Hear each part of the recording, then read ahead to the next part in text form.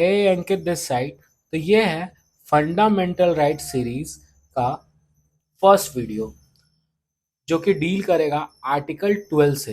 Basically fundamental right series में हम लोग आर्टिकल 12 से लेके 35 तक पूरा डील करेंगे, जो कि कहाँ आता है, पार्ट 3 होता है इंडियन कॉन्स्टिट्यूशन का। इसमें और क्या क्या होगा, तो इसमें सारा लैंडमार्क जजमेंट भी हम लोग कवर करेंगे, जो कि एक जुडिशरी एस्पिरेंट्स के लिए बहुत ही ज़्यादा ज़रूरी है, और कोई भी जनरल कंपटीशन एस्पिरेंट जिसका सब्जेक्ट पॉलिटी है उसके लिए भी ये उतना ही इम्पोर्टेंट होने वाला है। तो आज का ये जो पूरा वीडियो है वो आर्टिकल 12 पे बेस्ड होगा। बेसिकली फंडामेंटल राइट्स जो होते हैं उसे हिंदी में हम लोग क्या कहते हैं, मौलिक अधिकार, जो कि कुल 6 हैं। कौन कौन से, तो फर्स्ट होता है राइट टू इक्वालिटी, जो कि आर्टिकल 14 टू 18 तक कवर होता है। सेकंड होता है राइट टू फ्रीडम, जो कि आर्टिकल 19 से लेकर 22 तक होता है।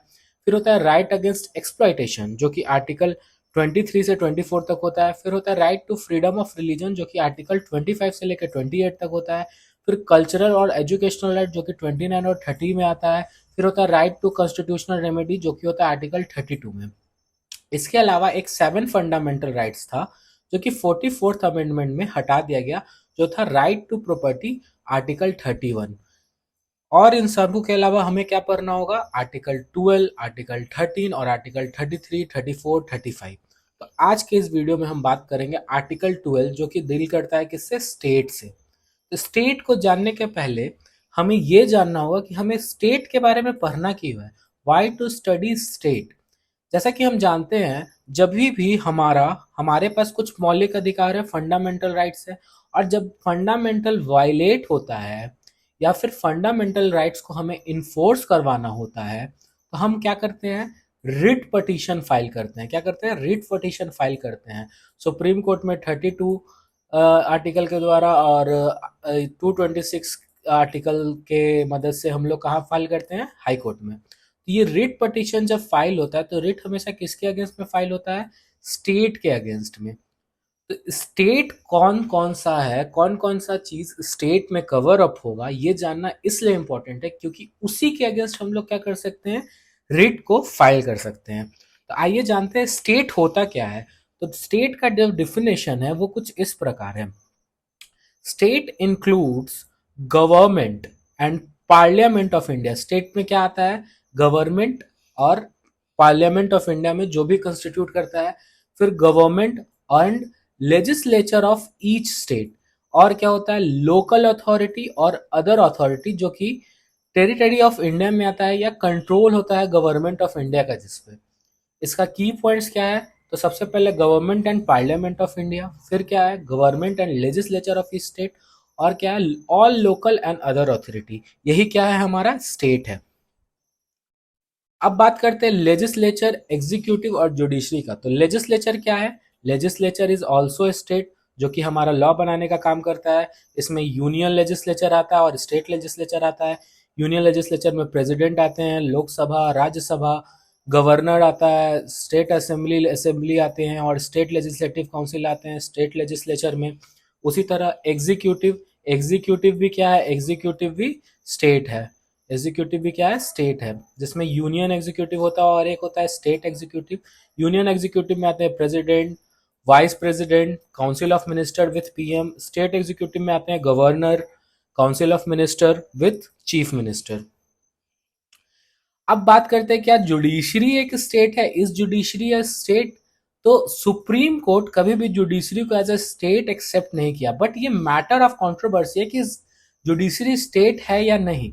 तो जब भी जुडिशियली वे में एक्ट कर रहा होता है तो वो स्टेट नहीं होता है। जैसे वो कोई जजमेंट या कोई ऑर्डर या कुछ भी पास कर रहा होता है, तब वो क्या होता है, स्टेट नहीं होता है। लेकिन जब भी वो एडमिनिस्ट्रेटिव फंक्शन करता है तो वो क्या है, स्टेट है। एडमिनिस्ट्रेटिव फंक्शन मतलब क्या, जज का रिक्रूटमेंट करवाना, उसका एग्जाम लेना, ये सारा एडमिनिस्ट्रेटिव फंक्शन करता है, तब जुडिशरी क्या है, स्टेट है। अब बात करते हैं इसके अलावा क्या हम लोग डेफिनेशन में पढ़े थे, लोकल अथॉरिटी। ये लोकल अथॉरिटी क्या होता है, तो लोकल अथॉरिटी को डिफाइन किया गया section 331 of general clauses act 1897, जो कि डिफाइन करता है लोकल अथॉरिटी को क्या क्या किस किस में बांटता है। तो सबसे पहले उसमें आएंगे municipal committee, district body, body of commissions, other legal entitle और इंटरेस्टेड बाय गवर्नमेंट। वो सारा बॉडी जो लीगली इंटाइटल या इंटरेस्टेड होगा गवर्नमेंट के द्वारा, वो सब क्या है, लोकल अथॉरिटी पार्ट है।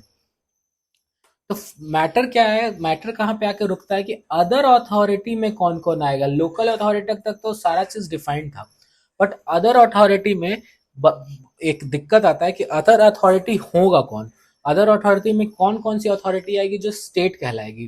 तो इससे ये जो हमेशा मैटर ऑफ कंसर्न रहा, तो इसमें हम लोग देखेंगे कि कुछ केस लॉ से समझेंगे कि क्या क्या स्टेट अदर अथॉरिटी में आ सकता है। सबसे फर्स्ट केस लॉ था university of Madras versus Shantabai 1954। इसमें बेसिकली एक यूनिवर्सिटी थी जिसमें क्या हो रहा था कि वुमेन्स को, गर्ल्स को एडमिशन नहीं दिया जा रहा था, जो कि आर्टिकल 15 जो कहता है कि सेक्स के आधार पे कोई भी भेदभाव नहीं किया जा सकता है, उसको वायलेट कर रहा था। तो इसके खिलाफ एक पटिशन फाइल किया गया कोर्ट में और कहा गया कि यहाँ पे क्या हो रहा है, मेरा फंडामेंटल राइट्स जो है वायलेट हो रहा है, फंडामेंटल राइट्स वायलेट हो रहा है। और कौन वायलेट कर रहा है, तो यूनिवर्सिटी वायलेट कर रहा है। तो इसमें सवाल आया कि क्या यूनिवर्सिटी एक स्टेट है। तो कोर्ट का कहना था कि एक प्रिंसिपल है एजुस्टम जेनरिस। एजुस्टम जेनरिस का मतलब होता है ऑफ द सेम काइंड, कि जो सारे चीज एक प्रकार के होते हैं उन्हें एक साथ रखा जाता है।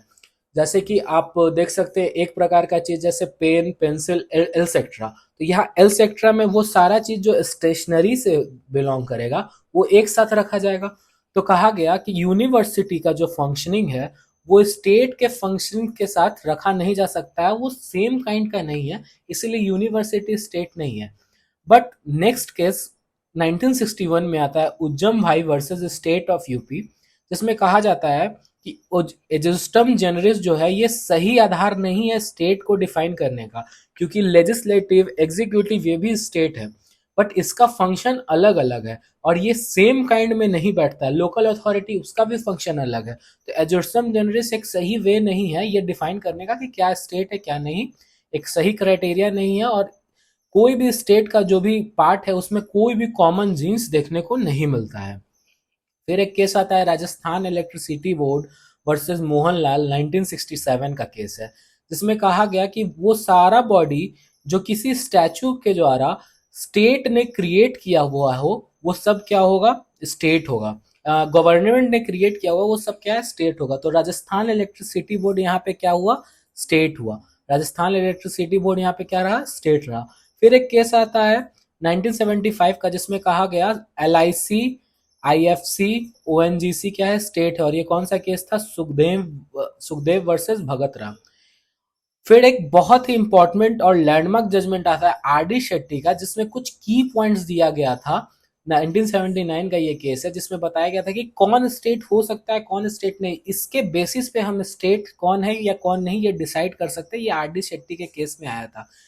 इसमें सबसे पहला जो की पॉइंट है जो स्टेट को बताता है वो है इंटायर शेयर कैपिटल अगर गवर्नमेंट के पास हो तो वैसा कोई भी संस्था जो है वो स्टेट होगा, या फिर फाइनेंशियल असिस्टेंट जो है वो स्टेट दे रहा हो, या फिर डीप एंड परस्यूसिव कंट्रोल जो हो स्टेट के पास हो, या फिर कोई भी ऐसा डिपार्टमेंट जो पब्लिक इंपॉर्टेंस में काम कर रहा हो या जिसके पास मोनोपोली स्टेटस हो जो गवर्नमेंट के द्वारा दिया गया हो, या ऐसा कोई भी डिपार्टमेंट जो गवर्नमेंट को इनकॉर्पोरेट कर रहा हो। तो ये सारा फैक्टर जब अगर कोई एक चीज फॉलो कर रहा है तो वो क्या हो जाएगा, वो स्टेट हो जाएगा। वो क्या हो जाएगा, वो स्टेट हो जाएगा। आगे बढ़ते हैं और देखते हैं कुछ और केस लॉज। जैसे नेक्स्ट केस लॉज है हमारा RD शेट्टी के बाद सोम प्रकाश वर्सेस यूनियन ऑफ इंडिया, जो कि जिसमें कहा गया था इंडियन पेट्रोलियम क्या है, एक स्टेट है, क्योंकि ये क्या करता है, पब्लिक फंक्शनिंग का काम करता है। फिर नेक्स्ट नंबर है अजय हासिया वर्सेस खालिद मुजीब का। इस केस में कहा गया कि कॉलेज क्या है, एक स्टेट है। कॉलेज बेसिकली क्या कर रहा है, स्टेट का काम कर रहा है। और इसमें दूसरा चीज क्या कहा गया कि RD Shetty is not a conclusive proof. RD Shetty का जो केस है वो कंक्लूसिव टेस्ट नहीं है कि क्या स्टेट होगा क्या नहीं। शांताबाई में कॉलेज या यूनिवर्सिटी को स्टेट नहीं कहा गया था और फाइनली कॉलेज को स्टेट कहा गया। एक स्टेट इंजीनियरिंग कॉलेज था जहाँ पे कुछ दिक्कत आ रही थी, उसके खिलाफ ये केस हुआ था और उसमें कहा गया था कि कॉलेज क्या है, एक स्टेट है। फिर एक और इंटरेस्टिंग लैंडमार्क जजमेंट है जो कि है चंद्र मोहन खन्ना वर्सेस एनसीईआरटी, जिसमें कहा गया एनसीईआरटी इज नॉट स्टेट क्योंकि एनसीईआरटी स्टेट का फंक्शनिंग नहीं कर रहा है। और लास्ट केस है इस वीडियो का Zee telefilm versus Union of India, जिसमें कहा गया कि BCCI is not a state. तो